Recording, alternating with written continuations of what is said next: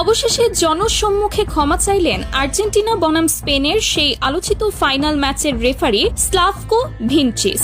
চাপের মুখে পড়ে অবশেষে স্বীকার করলেন ম্যাচ চলাকালীন কেন বারবার আর্জেন্টিনার খেলোয়াড়দের বিরুদ্ধে ফাউলের বাঁশি বাজিয়েছেন এবং কার্ড দেখিয়েছেন তিনি, এবং এর তীব্র প্রতিবাদ জানালেন ব্রাজিলিয়ান ফুটবলার নেইমার জুনিয়র। অন্যদিকে সংবাদ সম্মেলনে দাঁড়িয়ে খোদ লিওনেল মেসি জানিয়ে দিলেন কিভাবে ইচ্ছাকৃতভাবে তাদের এই ফাইনাল হারানো হয়েছে, আর কেনই বা মেসি এই টুর্নামেন্টে গোল্ডেন বুট কিংবা অন্য কোনো ব্যক্তিগত পুরস্কার পেলেন না। ফাইনালের আগে থেকেই সবাই ধরে নিয়েছিলেন এই ম্যাচ হবে একেবারে হাড্ডাহাড্ডি এবং সমানে সমানে এক লড়াই। বাংলাদেশ সময় রাত 1টায় শুরু হয় এই মহা গুরুত্বপূর্ণ ফাইনাল। খেলার শুরুটাও হয়েছিল ঠিক তেমনই। আর্জেন্টিনা যথেষ্ট ভালো খেলছিল, স্পেনও নিজেদের সাধ্যমতো ভালো ফুটবল উপহার দিচ্ছিল, কিন্তু খেলার বয়স যখন 10 মিনিট পার হলো তখন থেকেই শুরু হলো এক রহস্যময় পরিবর্তন। আর্জেন্টিনা যেন হঠাৎ করেই নিজেদের স্বাভাবিক খেলার ছন্দ ভুলে গেল। একের পর এক ভুল পাস,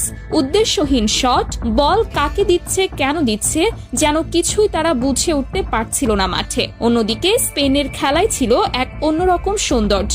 একের পর এক দীর্ঘ পাস, বল যেন প্রায় সারাক্ষণই থাকছিল তাদের পায়ে। আর্জেন্টিনার ডি বক্স লক্ষ্য করে একের পর এক আক্রমণাত্মক আক্রমণ চালিয়ে যাচ্ছিল স্পেন। অন্যদিকে শুরু থেকেই রেফারির সিদ্ধান্তগুলো নিয়ে জন্ম নিতে শুরু করেছিল প্রশ্ন। মনে হচ্ছিল যেন প্রথম মিনিট থেকেই আর্জেন্টিনার বিপক্ষেই দাঁড়িয়ে আছেন তিনি। যদিও এটাও সত্যি যে আর্জেন্টিনা এই ম্যাচে যথেষ্ট পরিমাণ ফাউল খেলেছিলেন, তবু আসল বিতর্কের সূত্রপাত ঘটে নির্ধারিত 90 মিনিটের পরের অতিরিক্ত সময়, অর্থাৎ 93 মিনিটের মাথায়। এনজো ফার্নান্ডেজের একটি সাধারণ মানের ফাউলে তাকে সরাসরি লাল কার্ড দেখিয়ে মাঠের বাইরে পাঠিয়ে দেন রেফারি স্লাভকো ভিনচিচ। লাল কার্ডের সিদ্ধান্তের সঙ্গে সঙ্গেই মাঠে থাকা লিওনেল মেসি সহ বাকি খেলোয়াড় এবং মাঠের বাইরে থাকা কোচ লিওনেল স্কালোনি তীব্র প্রতিবাদ জানান। তারা দাবি করেন VAR প্রযুক্তির মাধ্যমে সিদ্ধান্তটি আরেকবার পর্যালোচনা করা হোক, কিন্তু রেফারি সেই দাবিতে কর্ণপাত করেননি। নিজের সিদ্ধান্তে অনড় থেকে লাল কার্ড প্রত্যাহার করেননি একবারের জন্য। এই মুহূর্ত থেকেই আর্জেন্টিনার খেলা আরো তলানিতে গিয়ে ঠেকে। স্পেনের মতো এত সুসংগঠিত এবং গোছানো একটি দলের বিপক্ষে মাঠে একটি খেলোয়াড় কম নিয়ে খেলাটা আর্জেন্টিনাকে ভেতর থেকে কুড়ে কুড়ে খেতে শুরু করে। ঠিক এই সুযোগেই স্পেনের ফরওয়ার্ড ফেরান তোরেস গার্সিয়ার একটি গোলে এগিয়ে যায় স্পেন।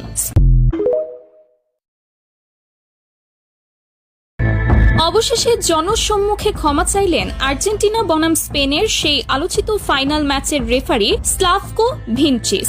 চাপের মুখে পড়ে অবশেষে স্বীকার করলেন ম্যাচ চলাকালীন কেন বারবার আর্জেন্টিনার খেলোয়াড়দের বিরুদ্ধে ফাউলের বাঁশি বাজিয়েছেন এবং কার্ড দেখিয়েছেন তিনি, এবং এর তীব্র প্রতিবাদ জানালেন ব্রাজিলিয়ান ফুটবলার নেইমার জুনিয়র। অন্যদিকে সংবাদ সম্মেলনে দাঁড়িয়ে খোদ লিওনেল মেসি জানিয়ে দিলেন কিভাবে ইচ্ছাকৃতভাবে তাদের এই ফাইনাল হারানো হয়েছে, আর কেনই বা মেসি এই টুর্নামেন্টে গোল্ডেন বুট কিংবা অন্য কোনো ব্যক্তিগত পুরস্কার পেলেন না। ফাইনালের আগে থেকেই সবাই ধরে নিয়েছিলেন এই ম্যাচ হবে একেবারে হাড্ডাহাড্ডি এবং সমানে সমানে এক লড়াই। বাংলাদেশ সময় রাত 1টায় শুরু হয় এই মহা গুরুত্বপূর্ণ ফাইনাল। খেলার শুরুটাও হয়েছিল ঠিক তেমনই। আর্জেন্টিনা যথেষ্ট ভালো খেলছিল, স্পেনও নিজেদের সাধ্যমতো ভালো ফুটবল উপহার দিচ্ছিল, কিন্তু খেলার বয়স যখন 10 মিনিট পার হলো তখন থেকেই শুরু হলো এক রহস্যময় পরিবর্তন। আর্জেন্টিনা যেন হঠাৎ করেই নিজেদের স্বাভাবিক খেলার ছন্দ ভুলে গেল। একের পর এক ভুল পাস, উদ্দেশ্যহীন শট, বল কাকে দিচ্ছে কেন দিচ্ছে যেন কিছুই তারা বুঝে উঠতে পারছিল না মাঠে। অন্যদিকে স্পেনের খেলায় ছিল এক অন্যরকম সৌন্দর্য।